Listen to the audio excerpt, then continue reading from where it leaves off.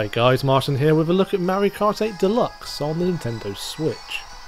There's a lot of serious racing games coming out right now with the releases of Project Cars 2, Forza Motorsport 7 and Gran Turismo Sport to name a few. So we thought we'd shake things up with some Mario Kart gameplay. You can also check out our full Mario Kart 8 Deluxe review on the website. It's actually one of the highest rating games we've ever reviewed. Now I poured many hours into Mario Kart 8 on the Wii U.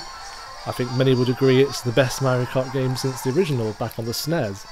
But when the Deluxe edition was announced, I couldn't help but be sceptical about Nintendo releasing a port of Mario Kart 8 on the Switch instead of a new game specifically made for the system. Of course, the Wii U wasn't as commercially successful as Nintendo hoped, and a lot of players missed out on Mario Kart 8 as a result, so it makes sense to bring it to the more popular Switch platform, which is selling well.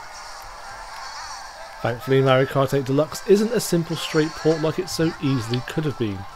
There's actually a surprising amount of improvements and new content added to make a truly substantial package.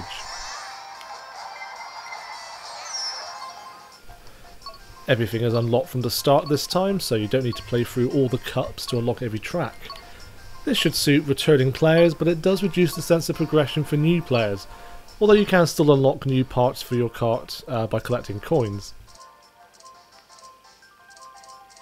Every track and character from Mario Kart 8 has been carried over along with the previously released DLC packs, so you also get additional tracks and characters from other Nintendo franchises like The Legend of Zelda. You can see here a very faithful track set in Hyrule Castle, for example, where the coins have been replaced with rupees, which is a nice touch. Other highlights include the arena from Excite Bike on the original Nintendo, filled with jumps. It looks stunning, reimagined in 3D for Mario Kart. And I love how the soundtrack replicates the theme from the original game.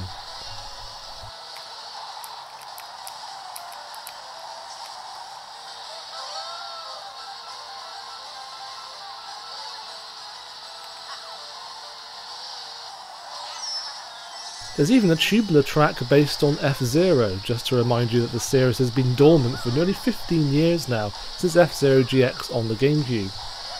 I really can't understand Nintendo's reluctance to bring back that series.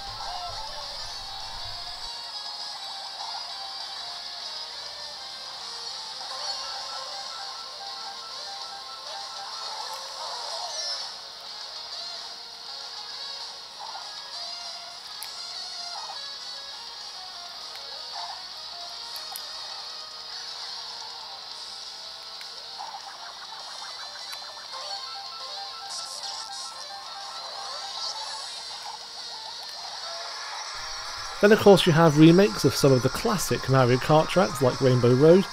It's still as challenging as ever just to stay on the track.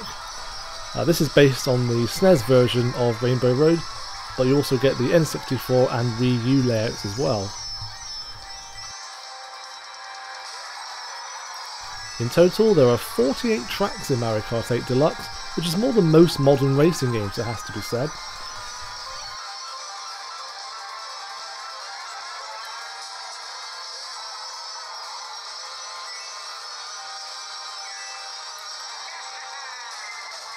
The track designs are consistently excellent, but the real standouts are the circuits made specifically for Mario Kart 8, with spectacular anti-gravity and underwater sections.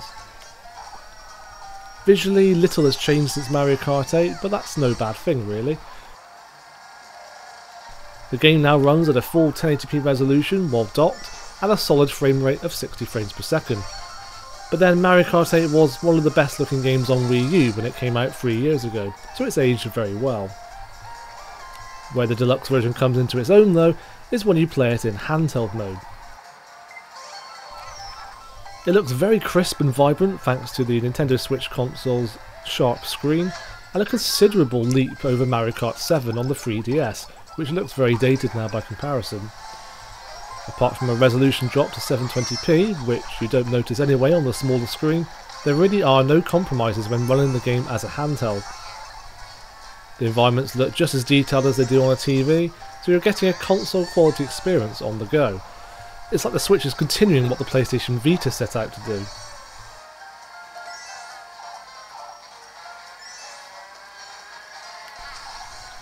New to Mario Kart 8 Deluxe is the ability to store 2 power-ups at once, a feature brought back from Double Dash on the GameCube.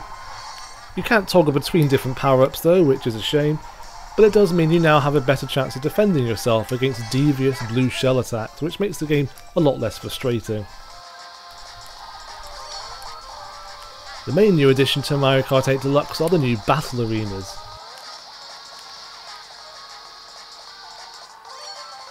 Battle mode has been a staple of the series since it began, but its inclusion in Mario Kart 8 was disappointing to say the least. Existing racetracks were made into battle circuits, but it just didn't work. Mario Kart 8 Deluxe now has bespoke battle arenas, such as this classic arena based on the original SNES game, and a new arena based on Splatoon.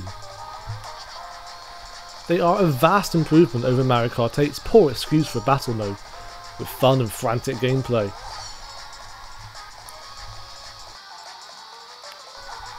Balloon Battle returns from old games where you use power-ups to pop every balloon attached to your rival's cart, and there's also a brand new mode called Renegade Roundup, which plays a bit like Cops and Robbers. One team uses piranha plants to capture other racers, and teammates on the opposing side then need to free them from jail.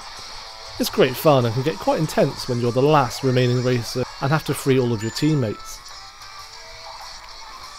I find the Switch very comfortable when using it as a portable console. It's a lot wider than the Vita, so it doesn't really fit in your pocket very well anymore, but you soon get used to it. The only downside is a lack of a proper D-pad, really.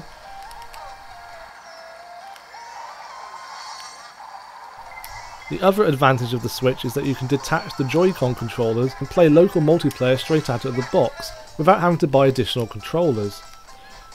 If you have large hands, you may not find them very comfortable to use for very long though. The controls in Mario Kart 8 Deluxe are very accessible and responsive, so it has that pick up and play appeal, but it does take some skill to chain together drifts, which reward you with speed boosts. By default, the acceleration and steering assists are left on, which is ideal for younger players, but I recommend switching them off as they really do handicap the experience. So far then, the Nintendo Switch is certainly off to a strong start. It's great to see third-party racing game developers see its potential and start to support the system as well. Milestone are releasing MXGP 3 later this year, and we've also got Redout and Rocket League to look forward to, which should be great fun to play on a handheld. If you're looking for a more serious racing game for the system, there's also Gear Club coming in December, from the original developer of Test Drive Unlimited and V-Rally, which is sounding a lot like the Nintendo Switch's answer to Drive Club. As for Mario Kart 8 Deluxe, if you don't already own the Wii U game, you really can't go wrong with this release. It looks great, plays well, and has more content than most modern racing games on other systems. It's just not quite enough new content to justify double dipping. It's a shame they couldn't have added some new tracks, or even offered a discount for existing players who already own Mario Kart 8 on the Wii U. Having said that though, the new battle mode and the fact you can play it on the go without compromises set it apart from the original game, so it's well worth picking up if you can find it at a lower price. Either way though, Mario Kart 8 Deluxe is the definitive version of one of the best kart racing games ever made that should be in every Nintendo Switch owner's collection. It's hard to see how Nintendo will be able to top this in the inevitable sequel. That's it though for this Mario Kart 8 Deluxe overview, but we'll no doubt have more racing game action on the Nintendo Switch coming shortly.